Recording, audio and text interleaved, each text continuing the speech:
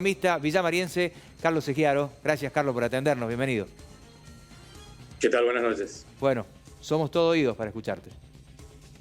Bueno, en realidad el acuerdo con los bonistas era casi un prerequisito para aplicar una política de reactivación económica, que es la que tiene que iniciar el gobierno argentino de cara al próximo año. Argentina va a terminar el 2020 con 3 años de recesión consecutivas y encima con un último año en el marco de un contexto internacional durísimo que no se ha visto a lo largo de décadas.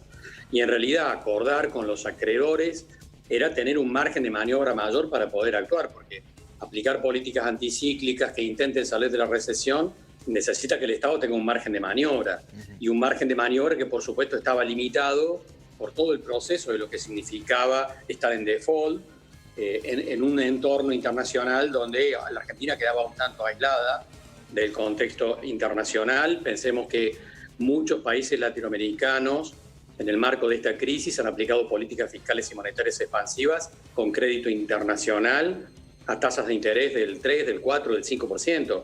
Argentina quedó totalmente fuera de esas posibilidades. De tal manera que la posibilidad de aplicar políticas anticíclicas tendientes a recuperar, a reactivar la economía argentina después de 3 años de recesión con esta pandemia encima, tenían como prerequisito acordar con los bonistas, aunque hay que decir, por supuesto, que este es un primer acuerdo con los bonistas que remiten a acreedores bajo jurisdicción de la justicia de los Estados Unidos. La Argentina tiene que iniciar, yo digo casi que en las próximas semanas, la negociación con el Fondo Monetario Internacional, al cual le debemos más de 40.000 millones de dólares, y también está pendiente la negociación con los bonistas que están bajo jurisdicción argentina. Pero en realidad está claro que la negociación más difícil es la que se ha cerrado en las últimas horas. Tanto la negociación con el monetario como con los bonistas que están bajo jurisdicción nacional van a ser negociaciones más simples. ¿La situación era tan catastrófica en pensar o era el arreglo o caer en default? ¿Era realmente así, Carlos? Sí, por supuesto, si no había acuerdo, obviamente que estábamos cayendo en default, por más que había algunas opciones de prórroga que estaban planteadas, porque en algún momento fueron parte de los mismos fondos comunes de inversión, hace 2 meses atrás, te diría, en un momento en que la negociación se ponía muy complicada, también plantearon poner en un freezer la negociación hasta el año que viene. ¿Por qué? Porque el gobierno argentino está diciendo, este país está destruido, no tengo mucho margen de maniobra, me tienen que hacer todo este descuento, y algunos fondos de inversión decían, bueno, la verdad que ustedes no saben dónde están parados, nosotros tampoco. Así que a lo mejor conviene dejar en el freezer esto hasta el año que viene. Al gobierno argentino no le conviene. Claro, ahora cerrarla la sí. Carlos, esta situación nos lleva, vos me decís, hay que discutir todavía con otros privados y también con el Fondo Monetario Internacional. Estos numeritos que ya se han logrado, digamos, y aprobado por estos poseedores de bonos, ¿nos permite ir al fondo con ese papelito y decirle, ustedes no pueden ser menos? Inclusive hay una felicitación del fondo hoy, ¿no? No sé si eso se va a traslucir en un buen arreglo. Sí, en realidad, en los últimos 3 días, el gobierno argentino amenazó a estos fondos de inversión con que si no había un acuerdo entre ayer y hoy, iba a congelar la negociación e iba a iniciar la negociación con el Fondo Monetario Internacional. O sea que era casi como al revés. En realidad el Fondo Monetario en todos estos meses ha jugado claramente a favor de la Argentina. Claramente a favor de la Argentina. Y en ese contexto, obviamente que se planteaba una situación donde los mismos fondos de inversión dijeron, no vaya a ser que el gobierno argentino cierre una negociación con el Fondo Monetario que nos deje en peor posición. Las 19. Por eso, a mi juicio, decidieron acordar en las últimas horas. Porque vieron que el gobierno argentino estaba dispuesto a congelar la negociación e ir directamente a negociar con el Fondo Monetario, con el cual el gobierno argentino se viene entendiendo bastante bien desde el inicio de la actual gestión de gobierno. Carlos, sos un hombre consustanciado con línea crediticias y demás. Bueno, estás frente como presidente de un banco tan importante como el Cordobés, pero digo, abriendo el abanico de preguntas y yendo a lo presentado también hoy, justamente, no sé si, sí, entiendo que casualmente por el gobierno, porque se arregló lo de los bonos, pero por otro lado, internamente se abre nuevamente la posibilidad de procrear para un montón de gente que está esperando su casa propia, refacciones que van desde arreglo de gas hasta refacciones mucho más amplias. Los créditos UBA ya se termina, parecería, con ese fantasma, se abre otro abanico de posibilidades. ¿Pudiste consustanciarte con algo de los que son los créditos o todavía se sabe poco?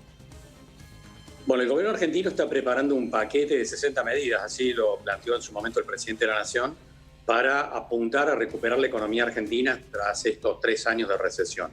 En ese paquete de medidas va a haber, sin lugar a dudas, tasas de interés subsidiadas para apostar tanto a la recuperación del consumo como proyectos de inversión que tiendan a generar cadenas de valor con destino a exportación, porque este es uno de los puntos más fuertes del proceso que también se va a venir. Una vez que la Argentina negocie con el Fondo Monetario y con el resto de los bonistas, como lo ha hecho con esto, está claro que aún con quita, etcétera, etcétera, la Argentina necesita en los próximos años generar muchas divisas para poder acompañar el proceso de negociación, muchas divisas. Y en ese plano necesita apostar y apoyar todos los procesos productivos en términos de inversión que puedan generar divisas en los próximos años. Y va a haber líneas de crédito para eso, sin lugar a dudas. Claro, pero y también para... el miedo que ha quedado con los Procrear, porque en su momento el Procrear supimos que fue una realidad que le dio solución a mucha gente, pero después cuando todo se transformó en crédito suba, bueno, la gente más que tener la solución la padeció, digamos. Por eso ahora la gente mira, todavía está atenta a decir, bueno, ¿se dan realmente créditos blandos en donde yo pueda cumplir mi sueño de la casa propia o se me va a terminar complicando con los pagos? Pero bueno, esto estará por verse, el detalle finito se conocerá. Porque en realidad hay un cambio fundamental entre el gobierno anterior de Mauricio Macri y este. Cuando vos mirabas el gobierno anterior tenías tasas de interés, tanto activas como pasivas, totalmente positivas. Y esa es una de las cosas que generó la recesión y la caída de la actividad económica. Desde el inicio de la gestión de este gobierno tenemos tasas de interés negativas, tanto activas como pasivas. Esa película va a continuar. Tasas negativas frente al proceso inflacionario, estamos diciendo, ¿no es cierto? Sí. Y está claro que hoy tenemos tasas de interés claramente negativas. El punto de referencia de las tasas de interés del sistema financiero argentino está en el 24% anual, cuando la tasa de inflación esperada para el año está en el 40%. Es decir, la economía argentina está operando desde hace meses con tasas de interés negativas, tanto a nivel activo como a nivel pasivo. Y eso es una de las cosas que contrastan más fuertemente con la gestión del gobierno anterior, donde las tasas de interés fueron, yo diría, alevosamente positivas. Desalentaban incluso el proceso productivo, ¿no? Claro. Por ahí algunos bancos lo extrañarán, al gobierno anterior, y el resto no tanto, me imagino. Pues, la estabilidad de los bancos en la gestión de Mauricio Macri fue de la más alta de la historia. Por último, Carlos, sos una persona muy medida a la hora de hacer futurología, pero en lo pronto y en el medio de la tormenta, te voy a hacer una pregunta que te termina comprometiendo, pero este arreglo con los bonistas, lo que está ocurriendo internamente, ¿podemos ser por lo menos un poquito optimistas de salir de la tormenta en algún momento, proyección de 2 o 3 años? La economía argentina tiene por delante un desafío inmenso, porque estos 3 años de recesión han generado golpes brutales en grandes cantidades de cadenas productivas y un aumento en los niveles de pobreza y desocupación. Hay diferencias regionales importantes porque hay diferencias sectoriales importantes. Y por supuesto que las cadenas de agroalimentos que están vinculadas a exportación no la pasan tan mal, tienen un escenario de negocios interesante, al igual que otros sectores. Pero digamos que el conjunto de la sociedad argentina está sufriendo